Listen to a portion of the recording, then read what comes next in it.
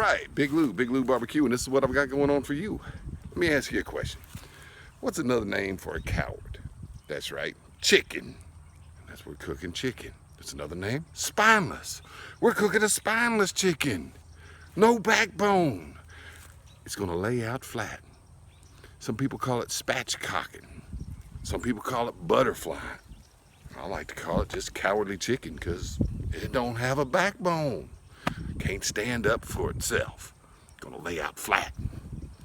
All right, I'll show you how to cut the spine out of the chicken. This is one of my favorite ways to do chicken. Back 20 years ago, it was real popular to cook a chicken standing upright on a can, and I never really liked that.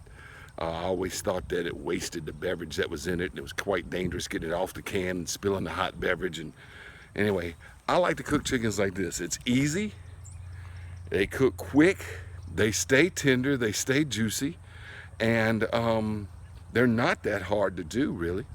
I do them about at least 2 weekends a month, sometimes more often than that when I have time, and I take the spine and the breastbone out of it, and I take that and I boil it down for a couple hours, and I've got about a quart of chicken stock. I put those up in 2-pint jars in the freezer, and when you do that, you've got chicken stock whenever you've got a recipe. Let's say you're making a gumbo or a jambalaya or a soup of some sort, need chicken stock for it.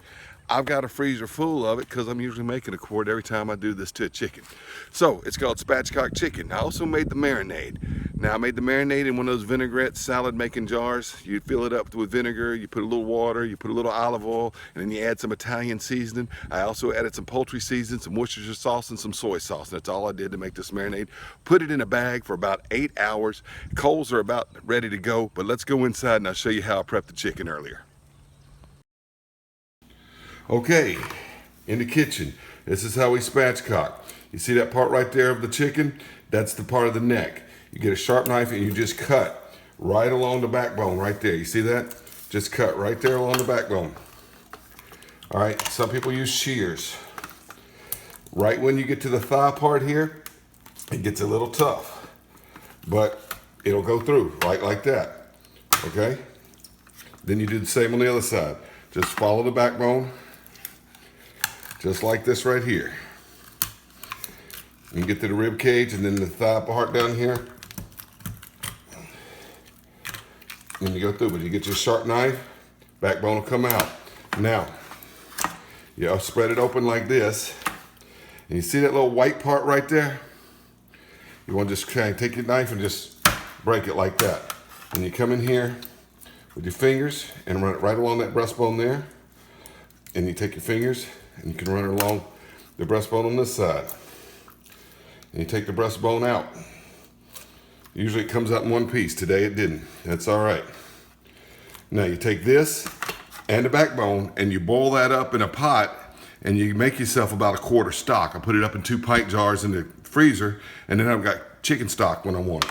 All right, and this is what the spatchcocked chicken looks like.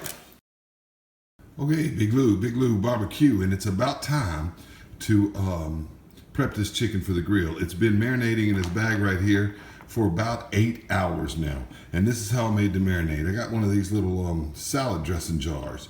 And I don't know if the camera will focus on that. There it is. You see, you fill it to vinegar, with vinegar right there to the V, with water to the W, and with olive oil to the O.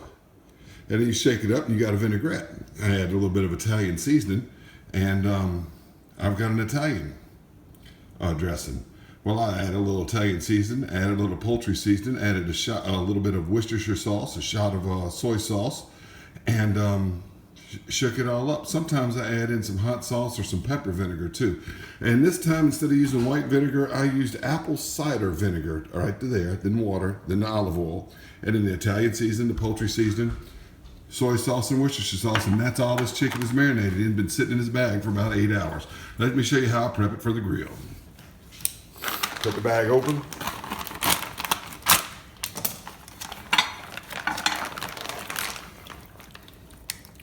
Just like that right there. Don't really need all of that marinade in there. So I'm gonna pour it out. I'll turn the camera off, come back, and we'll rub it down.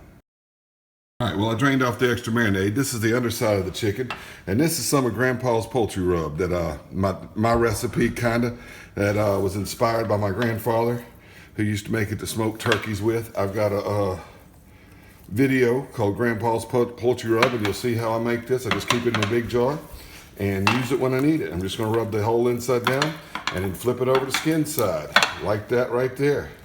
Now I wanna put it on the grill. I'm gonna tuck these wings back behind like that. Just tuck the wings back behind like that, and then rub this all over the skin. All right, and get it all in everywhere.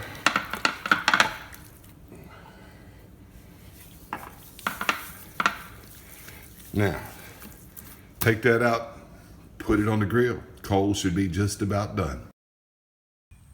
Okay, these coals are just about done. Weapon of choice today is the Old Smokey 18.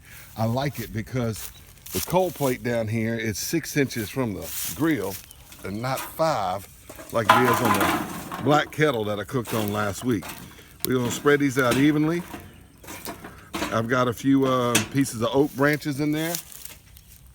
Take the grill, spray it down with oil, but I'm going to probably rub all this oil off of it and re-oil it again and scrape it down once it gets hot. We'll cover it up, let it heat up, put the chicken on in just a minute. All right, time to put this bird on that grill. All right, I have re-scraped the grates. They are a little old, so they're not shiny silver anymore. And we're going to just pick it up right like this, and we'll put it down skin side down first. Cover it up.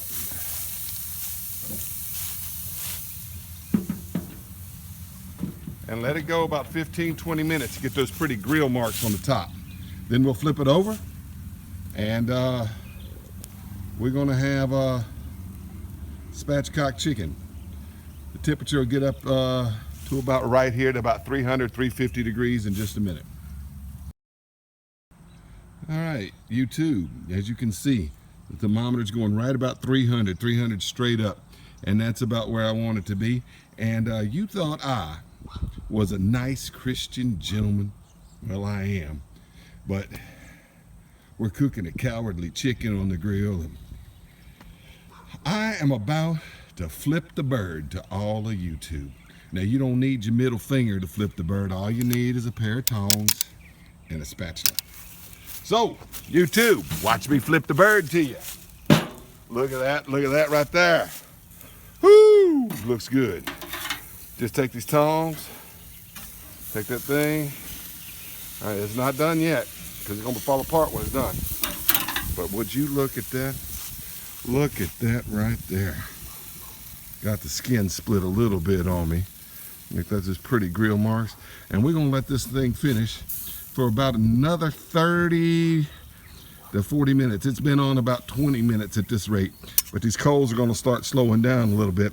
I'll put a thermometer in it, and we'll check it in about 30 to 35 minutes and see if it's done. Lays out flat, can't stand up like a beer can chicken because it's spineless. You're still gonna be juicy though. All right, temper heat back up. Oh, would you look at that?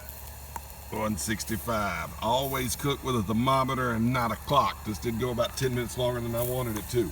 I did turn it around about 15 minutes ago to get some even cooking, so I just turned the grill around with some tongs. But would you look at that bird right there?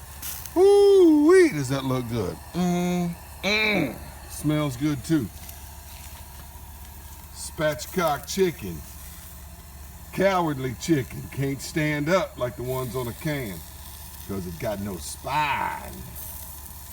We're gonna pull it off the grill. I'm gonna tin it in aluminum foil, let it rest, we'll cut it up. Okay, it's been tinted for a while, been resting. Let's take a look at this bird, look at that. Now you can put barbecue sauce on it after it comes up to 165 and let it sit on the grill for another 5 minutes. But my family likes a lot of different barbecue sauces. I like Cattleman, some of them like Sweet Baby Ray's. My daughter likes the Bullseye Bold and Spicy. Probably just gonna eat this with Heinz 57. You can eat it with whatever sauce you want. All right, thighs come off just like that. Real easy.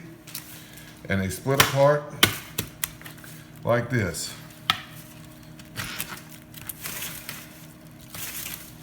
All right, they just almost just break apart. Find that joint, comes apart. All right, wings will come off easy too. But the breast, you can slice the breast like this into slices. Look at that. Look at that right there. Like this. And serve it to people. Okay? In nice little, neat little slices. Or just cut the wings off. Like that. And cut the breast open just right through there like that. All right, let's do a taste test.